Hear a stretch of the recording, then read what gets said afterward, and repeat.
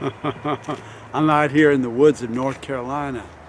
So breathe with me. Let's breathe in the beauty of these pine trees. Take a deep breath in through the nose. Fill it up. And then out through the nose. Another breath in through the nose. We're going to laugh it out.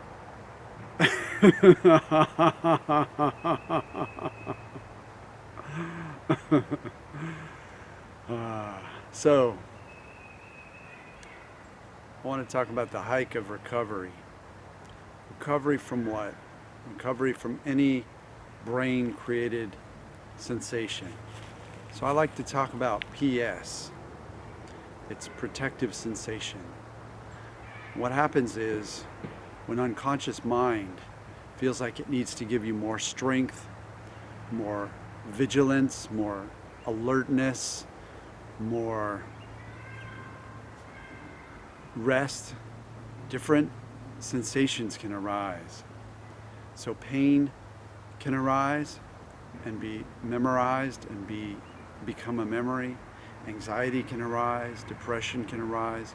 All of these are protection sensations. They're meant to protect you, to give you more of something or to move you into action, into a protective action. So on a hike of recovery, what we're doing is we're putting one foot in front of the other foot and we're focused on where we are right now. So we're not thinking about the steps we took.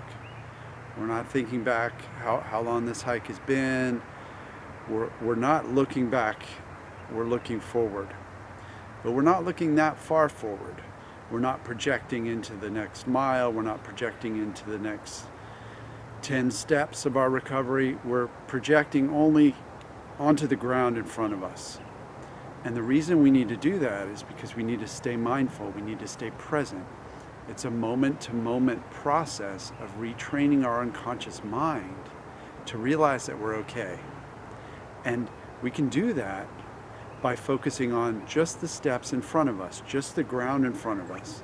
We can see if there's some kind of obstacles, and if the obstacles are there and we notice that there's extra sensation to protect us from roots on the ground or maybe some steep terrain, we can then speak to unconscious mind and say, isn't this an interesting hike? Shifts it away from being a challenge into being a process of moving through something really interesting, really curious. The brain and unconscious mind, when engaged in a curiosity process and an interest process, it's not going to feel the need for protection because you don't get curious about something. You don't have this lighthearted, curious attitude about something if you need to protect yourself from it. If you really need to protect yourself from something, let's say there was a bear, you're not going to be curious. You're not going to be thinking about how many hairs are on the bear's chin or how it might be interesting to roll down the hill with the bear. You're going to be thinking, how can I preserve my life? Unconscious mind is always trying to preserve your life, so it's going to give you protection. So on the hike of recovery, you're hiking through the woods, you're headed deep into the woods, they're dark woods, and you're not quite sure how far you have to go. You're not quite sure if you're in the middle of the woods, if you're in the middle of the hike. You don't have that knowledge on a recovery journey because it's non-linear. So the best way to look at that is by saying to yourself, well, maybe I'm almost there. Or maybe I'm halfway there. If you're halfway into your journey, you don't want to go back.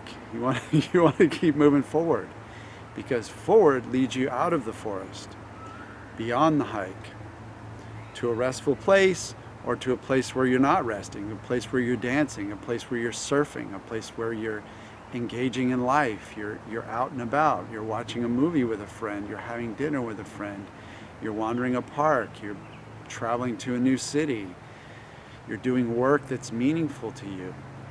So remember on the hike of recovery to keep your eyes on the ground and scan the ground, sending signals of safety to your unconscious mind. Moving your eyes back and forth, sweeping your eyes back and forth, or relaxing your eyes into the fullness of the landscape around you. Both of those techniques with your eyes are going to give unconscious mind a constant feedback of safety, right? Because if there was something really you needed to be protected from, you needed protection from, you would stop and you would focus in on it. So we want a relaxed attitude. We want to be out on our hike of recovery, step by step, just looking where we are right now.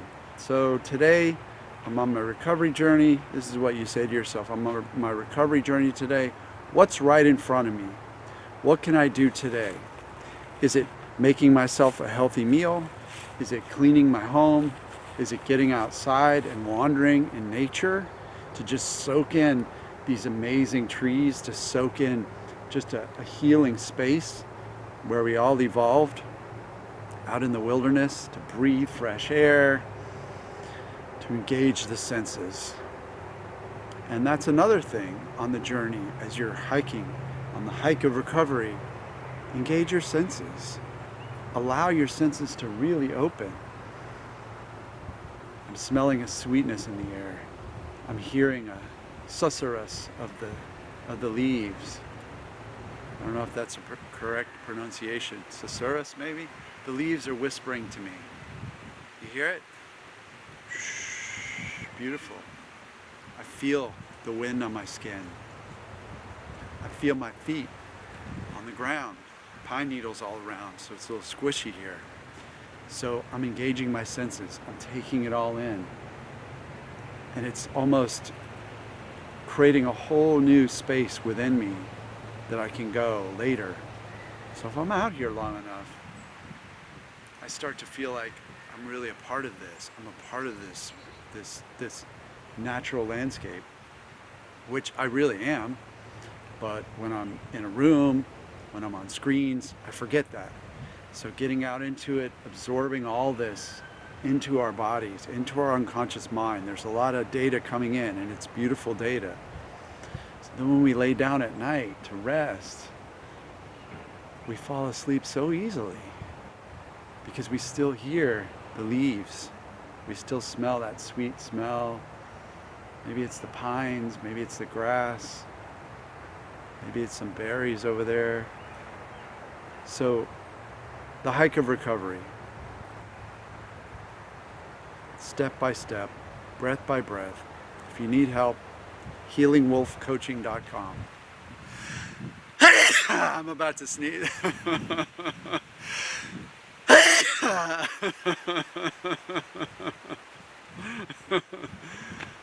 Beautiful pollen of spring in North Carolina.